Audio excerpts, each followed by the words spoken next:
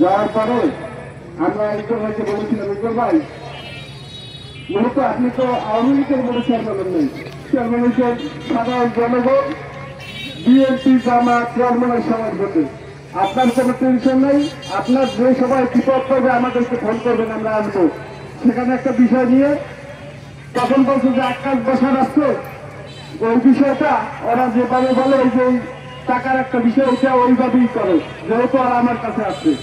আর একটা বিষয় যে আসলে ইকবাল ভাই সাদা মনের মানুষ ছিল, নিয়োগকে প্রায় বলতো যে বসানোর মতো রাজনীতি করলে বসানোর মতো কর। আমার সাথে যারা এই যেহেতু রাজনীতি করতো তার সাথে আমি কিছু মিশতাম না ভালোভাবে, কিন্তু তারপরে তার সাথে আমাদের একটা আন্তরিকতা ছিল। সকলে ইকবাল ভাইয়ের এই শেষ বিদায় সবাই দোয়া করবেন, মহান আল্লাহ তাআলা যেন তাকে জান্নাতের উচ্চ মাকাম দান করে। সকলে ভালো থাকুন, সুস্থ থাকুন। আসসালামু আলাইকুম।